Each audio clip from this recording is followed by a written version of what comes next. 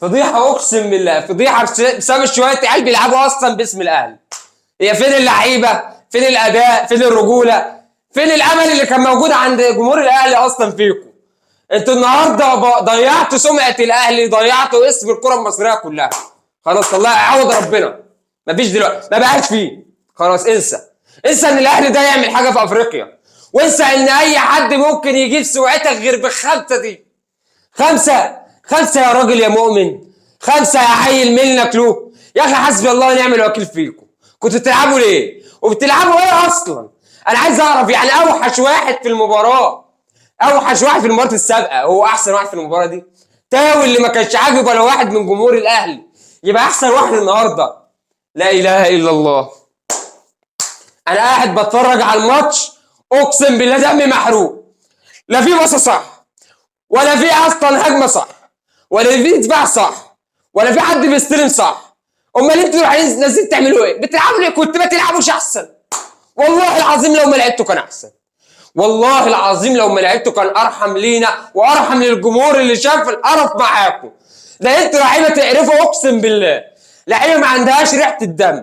لعيبه خساره فيكم الفلوس اللي خساره فيكم الاكل اللي بتاكلوه. عشان ده مش اداء، ولا دي روح، ولا ده تيشيرت النادي الاهلي يتعمل فيه كده. التيشيرت اللي انتوا لابسينه ده اقسم بالله ما في واحد فيكم يستاهله.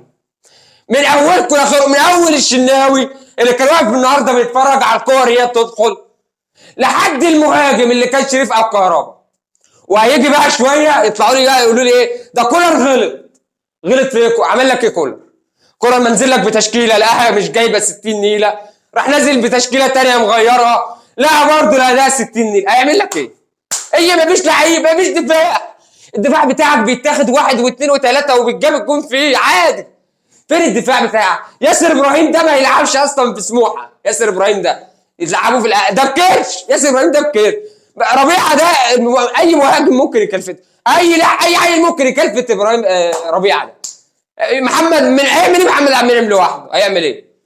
قول لي هيعمل ايه؟ الهجمه كانت بتخش على جول. ربنا كرمنا الجولين، قلنا كانت النتيجه 2 3 3 2. قلنا ربنا هيكرمنا وهنطلع بالتعادل 3 3 حمد ورضا. الرابع والخامس على طول احنا نهزر. احنا لما كانوا بيقولوا الاهلي هيخسر كنت بتريق عليهم واقول لهم دول رجاله وهيحموا التيشيرت بتاعهم، دول رجاله وهيبقوا قدها وهيدافعوا عن التيشيرت واسم النادي الاهلي. لكن طلع عندهم حق.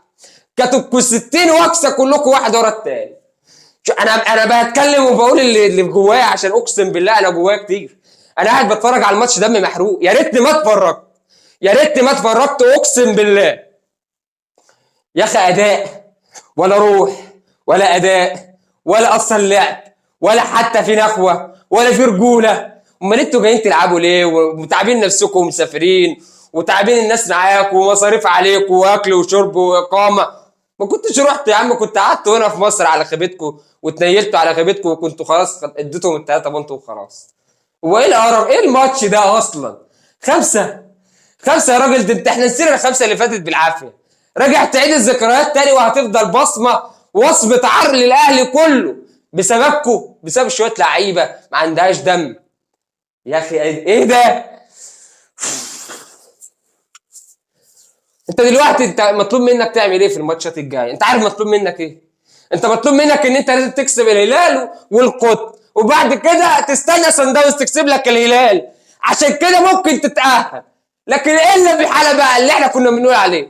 ان صن داونز تتعامل مع الهلال ويطلعوك انت. وبنسبه كبيره ده اللي هيحصل، يعني محدش يتعشم. بنسبه كبيره صن داونز هيتعامل مع الهلال والاثنين هيصعدوا وانت بره. ليه؟ لانك انت ما ينفعش تصعد. والله انت قدمت كوره. انت لو ما خرجتش من دور المجموعات هتخرج من الدور الثمانيه، يعني مش بعيد، هتخرج كده كده بالاداء ده وباللعيبه دي. هنخرج كده كده مش هنكمل. مش دي الاداء ولا ده اللعيبه اللي كنا بنكمل بيها دور المجموعات ونوصل للنهائيات. والله ما عيب مدير فني، والله ما عيب اداره، ده عيب لعيبه ما عندهاش دم. دي الخلاصه.